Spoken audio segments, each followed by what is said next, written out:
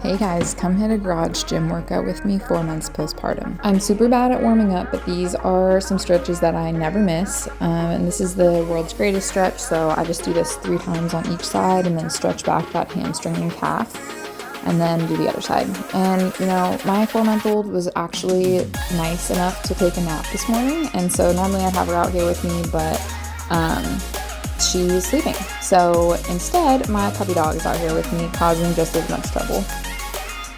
But secretly, I love the company, and I love the dog snuggles in between my stretching, and any movement is good movement, so we're happy with a dog, we're happy with a baby, it doesn't matter as long as we're getting it done.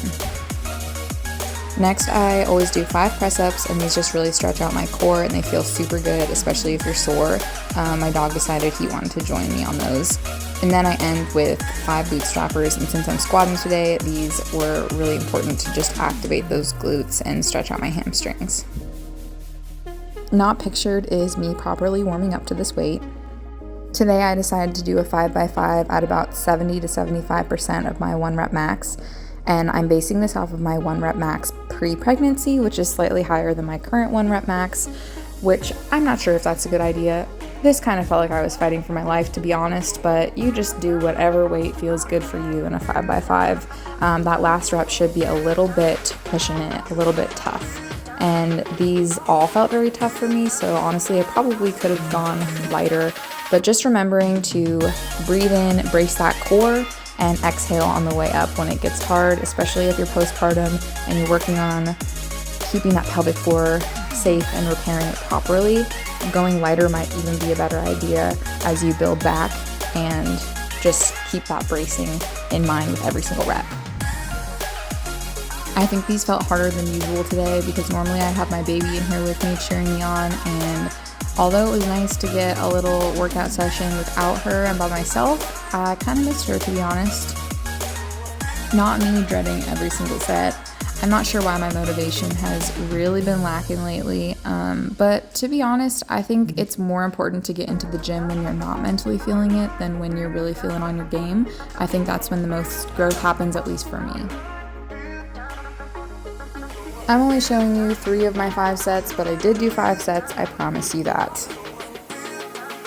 A little side note about our garage gym: it is not perfect, it is not pretty, but it does the job. You can see my husband's toolboxes and tools, which are super unorganized, and part of the reason this is because we moved into our house literally the night that I went into labor, so our house is still in shambles even 4 months later, but we're doing our best. Today, after my strength portion, I decided to do a 5-round workout with 4 different movements and just 10 reps of each. So I'm doing 10 calories on the air bike, which feel like an eternity and they seem like an eternity. And then I'm going to do 10 dumbbell deadlifts, and then I'm going to do 10 walking lunges and 10 V-ups. You can see that I have my little mom pooch going on here, and honestly, I do not care. I birthed a child 4 months ago at home with no pain medication, and that was such an incredible experience that I will take every single pound that I gained during my pregnancy and just own it, because it is what it is, and I am so grateful for that experience. So I'm just gonna wear this little mom pooch with some pride and give myself some grace while I build back.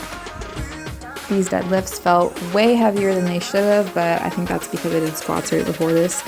So just tapping the head of each dumbbell to the ground. You could put both heads of the dumbbell on the ground, but for me, I feel it pulling in my back a little bit too much when I do that. It's just too much bending down. So I scale it a little bit by just tapping 1 dumbbell head to the ground. It just feels a lot better for me, and I still feel that in my hamstrings and my glutes.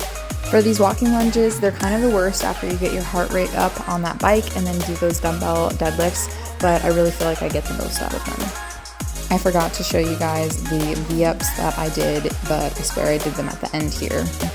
Then I took about 1 minute to 1.5 minutes rest in between each set, and I took this opportunity to run inside and check on my baby and make sure she was okay. I did do 5 sets total, but I'm just showing you the first set and the last set. So this last set, again, spending an eternity on that bike and showing off my little mom pooch. All the equipment that we have in our home gym we got used from Facebook Marketplace.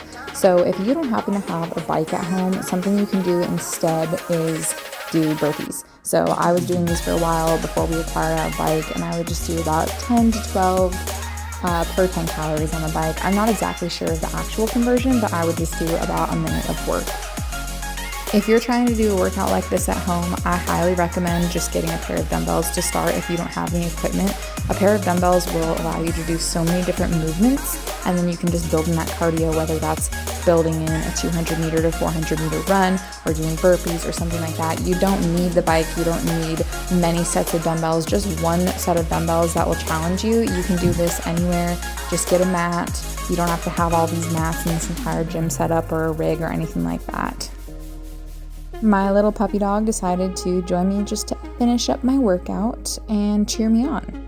Miraculously, my baby decided to give me this entire hour to work out. This whole workout took me about 16 minutes, including the rest. So if you are looking for something that you know you can get done within 20 minutes, if you don't have a lot of time, especially if you're a new mom, this is the format that I highly recommend and I use all the time. If regular V-ups are too challenging for you, you can always do alternating single leg V-ups or just sit-ups.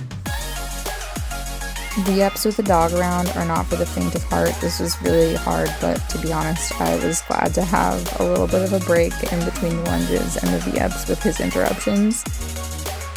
And there you have it. Thanks for hitting this workout with me, guys. Let me know if you have any questions about these movements or other postpartum workout questions in the comments below.